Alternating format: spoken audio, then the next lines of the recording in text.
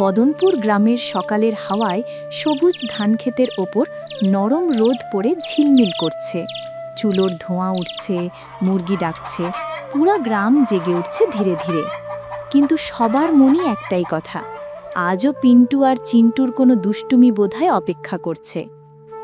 পুকুর পাড়ে বসে দুই দুষ্টু ছেলে পিন্টু আর চিন্টু এমনভাবে হাসছে যেন তারা আজকেই নতুন কোনো ঝামেলা পাকাবে।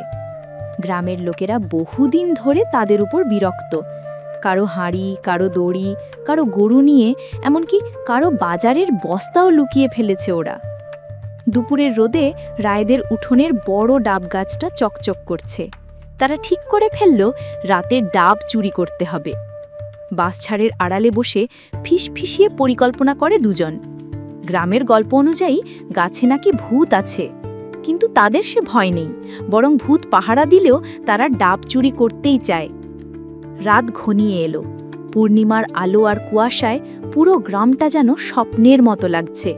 সবাই ঘুমিয়ে পড়েছে, আর এই নীরব রাতেই শুরু হলো পিন্টু চিন্টুর ডাব চুরির অভিযান। কুয়াশার ভেতর দিয়ে তারা নিঃশব্দে এগোতে লাগলো। পা ফেলতে ফেলতে মনে হচ্ছিল যেন রাতের অন্ধকার তাদের গিলে ফেলছে। ডাব গাছের নিচে এসে দুজন দাঁড়ালো। অন্ধকারে গাছটা বিশাল আর ভয়ঙ্কর দেখাচ্ছিল, কিন্তু দুষ্টুমি করার উৎসাহ তাদের ভয়ের চেয়ে বড়। পরিকল্পনা অনুযায়ী চিন্টু গাছে উঠবে আর পিন্টু গাছ জড়িয়ে ধরে থাকবে, যাতে কথিত ভূত গাছে উঠতে না পারে। পিন্টু গাছ আঁকড়ে ধরা মাত্র চিন্টু দ্রুত গাছ বেয়ে ওপরে উঠতে শুরু করল। ওপরে গিয়ে সে একের পর এক ডাব ফেলে দিতে লাগল। টুপটাপ শব্দে ডাব পড়ে মাটিতে ঠাস শব্দ করছে। একবার একটি ডাব পিন্টুর মাথাতেও পড়ে। হঠাৎ দূরে বাড়ির পিছনে চাঁদের আলোয় সাদা কাপড়ে মোড়া রহস্যময় এক নারী দাঁড়িয়ে থাকতে দেখে পিন্টুর বুক কেঁপে ওঠে। সাদা ঘোমটা ঢাকা সেই অবয়ব স্থির দাঁড়িয়ে আছে, আর পরিবেশের নীরবতা আরও গভীর হয়ে যায়। চিন্টু অপর থেকে সেই ছায়ামূর্তিকে দেখতে পায়। এই দৃশ্যটা ঠিক গ্রামের ভূতের গল্পের মতোই। সাদা ঘোমটা ঢাকা নারী ধীরে ধীরে গাছের দিকে এগিয়ে আসে। বাতাস ঠান্ডা হয়ে যায়, পাতার শব্দ থমকে যায়, আর পুরো পরিবেশ জমে যায় অদ্ভুত এক শীতলতায়। চিন্টু দ্রুত ডাব হাতে নিয়ে গাছ থেকে নেমে আসে। দুজনেই বুঝতে পারে এখনই পালাতে হবে। ধানক্ষেতের ভেতর দিয়ে তারা প্রাণপণে দৌড়াতে শুরু করে। কুয়াশার ভেতর তাদের ছুটে চলা যেন অন্ধকারে মিলিয়ে যাচ্ছিল। পেছনে তাকাতেই তারা দেখে সাদা ঘোমটা ঢাকা সেই নারী গাছ জড়িয়ে অস্বাভাবিক গতিতে ওপরের দিকে উঠছে। এ দৃশ্যটা মানুষের পক্ষে অসম্ভব। ভোরের আলো ধীরে ধীরে ছড়িয়ে পড়ছে, পাখির ডাক শোনা যাচ্ছে। রায়দের গাছের নিচে কিন্তু একটিও ডাবও বাকি নেই। রায়মশাই বিস্মিত মুখে গাছের নিচে এসে দাঁড়ান। চারিদিকে গ্রামবাসী জড়ো হয়। সবাই অবাক, কার এত সাহস? গাছের গায়ে অদ্ভুত দাগ, মাটিতে পায়ের ছাপ। সব দেখে মনে হয় রাতে কোনো ভয়ানক ঘটনা ঘটেছে। রায়মশাই গাছ পরীক্ষা করে বলেন, এটা নিশ্চয় কেউ গাছে উঠেছিল, কোনো পশুর কাজ নয়। মাটির ওপর ছোট ছোট পায়ের ছাপ দেখে লোকজন ভাবে বাচ্চার কাজ। এদিকে পিন্টু চিন্টু খড়ের গাদায় লুকিয়ে ডাব খাচ্ছে। তাদের চোখে ভয়, মুখে বিজয়ের উজ্জ্বলতা। চিন্টুর মতে এটাই জীবনের সবচেয়ে মজার ডাব। বটতলায় গ্রামের সভা বসে। কেউ বলে ভূত ডাব খেয়েছে, কেউ বলে নিশ্চয়ই পিন্টু চিন্টুর কাজ। রায়মশাই ঘোষণা করেন, আজ রাতে চোর ধরা পড়বেই। সন্ধ্যা নেমে আসে ধীরে ধীরে, লণ্ঠন জ্বলে ওঠে। বাতাসে ভয়ের গন্ধ আর কৌতূহলের উত্তেজনা ছড়িয়ে পড়ে। পুকুর পাড়ে বসে পিন্টু আর চিন্টু আবার নতুন করে পরিকল্পনা করতে লাগল। দুজনের মনে দুশ্চিন্তা, আজ রাতে রায়মশাই পাহারা দেবেন।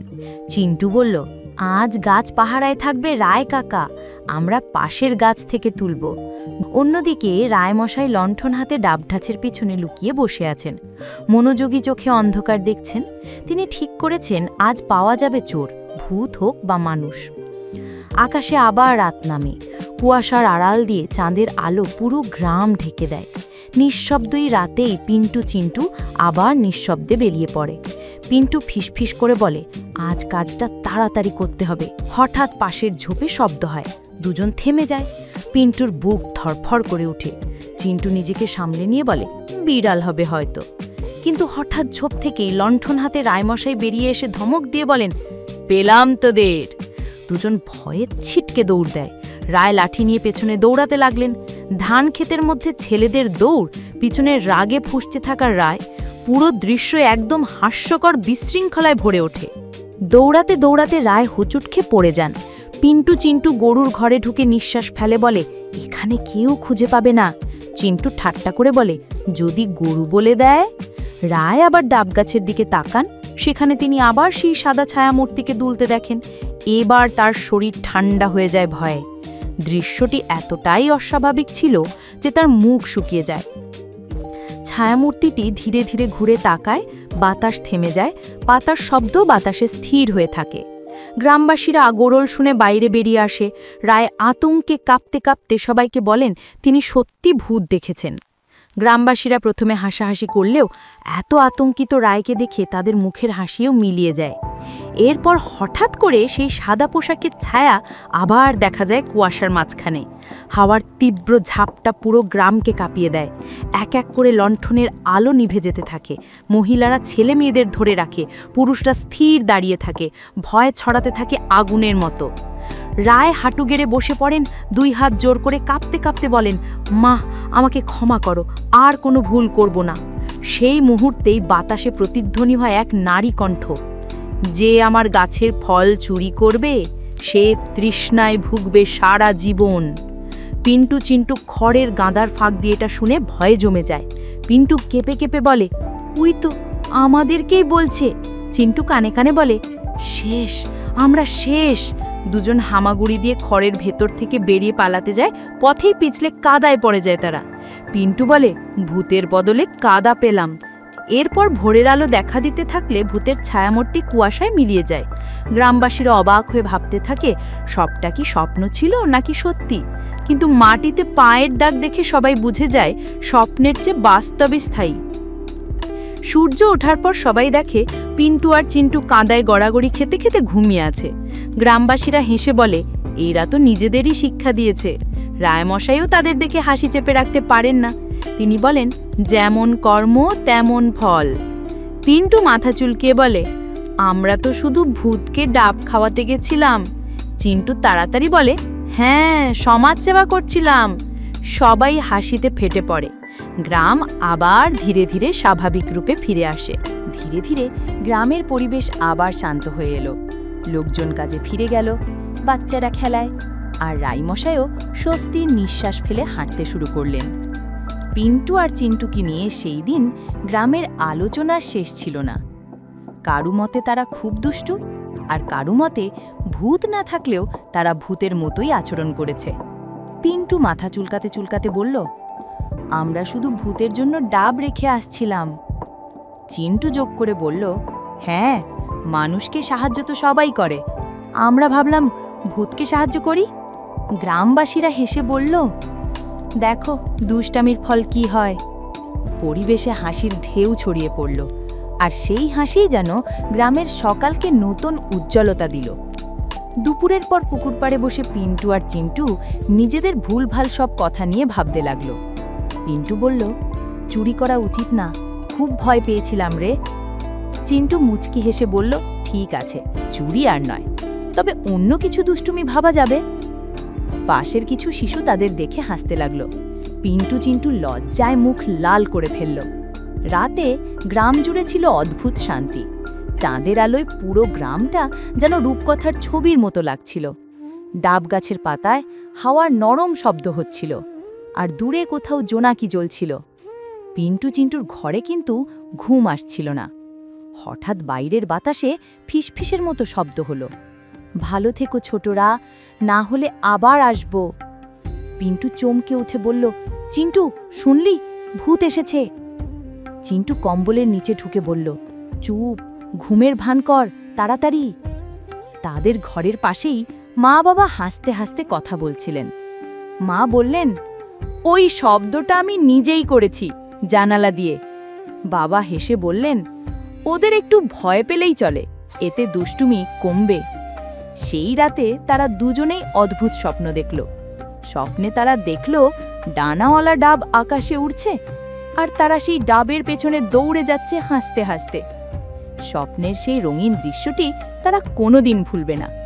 পরদিন সকাল যখন সোনালি আলোয় ভরে উঠল, গ্রাম আবার তার স্বাভাবিক তাল ফিরে পেল। পাখির ডাক, কুয়াশা ভেদ করে সূর্যের আলো আর গ্রামের মানুষের কোলাহল সব মিলেমিশে তৈরি করল নতুন দিন। দুজন রায়েদের বাড়ির সামনে দিয়ে যাচ্ছিল। পিন্টু বলল, আজ আম চুরি করলে কেমন হয়? সেই দিন গ্রামের সবাই তাদের দেখে মমতা আর হাসি মিলিয়ে বলল, এই দুই দুষ্টু ছেলে না থাকলে গ্রামটা যেন ফিকে হয়ে যেত। দুপুরের গরমে তালগাছের ছায়া নড়ছিল। গ্রাম যেন একটু বিশ্রামে।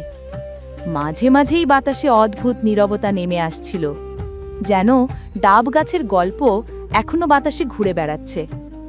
পিন্টু আর চিন্টু কাদা দেওয়া দেওয়ালের আড়ালে লুকিয়ে তাকালো। পিন্টু বলল, আজ আর কোনো ভূত নেই, তাই তো? রায় মশার সেই সময় গাছের দড়ি দিয়ে একটা মই বাঁধছিলেন। হেসে বললেন, যে ডাব চাইবে এসে বললেই দিব, আর রাত বিরেতে গাছে উঠবে না। ধীরে ধীরে বদনপুর গ্রাম তার আগের ছন্দ ফিরে পেল। ক্ষেতের কাজ, ঘরের গৃহস্থালী, বাচ্চাদের খেলা সব কিছুই আবার স্বাভাবিক হয়ে উঠল। রায়মশাই মমতা নিয়ে দুই ছেলের দিকে তাকালেন। তিনি ডেকে বললেন, আমার উঠোন পরিষ্কার করলে দুজনকেই ডাব দিব। পরিশ্রমের ফল মিষ্টি হয়। পিন্টু চিন্টু একসাথে বলল, চুক্তি পাকা। দুজন হাতে ঝাড়ু নিয়ে উঠোন পরিষ্কার করতে লাগলো। একসময় ঝাড়ু চালাতে চালাতে চিন্টু বলল, কাজ আগে, খাওয়া পরে। রায় গাছ থেকে ডাব ফাটিয়ে মাটির গ্লাসে জল ঢাললেন। তিনি বললেন, পরিশ্রমের ফলই সবচেয়ে মিষ্টি। পিন্টু প্লাস ধরে বলল, সত্যি, সত্যের স্বাদ আলাদা। গ্রামবাসীরা দুই ছেলেকে দেখে হেসে হেসে বলল, আজ শান্তি পাওয়া গেছে, কেউ দৌড়াচ্ছে না। সন্ধ্যা নেমে আসার সময় আকাশ কমলা গোলাপি রঙে রাঙা হয়ে উঠল। পাখিরা বাসায় ফিরল। হাওয়ার সাথে মিশে গেল আরামদায়ক এক সুর। বদনপুর যেন শান্ত হয়ে এলো বহুদিনের কোলাহলের পর।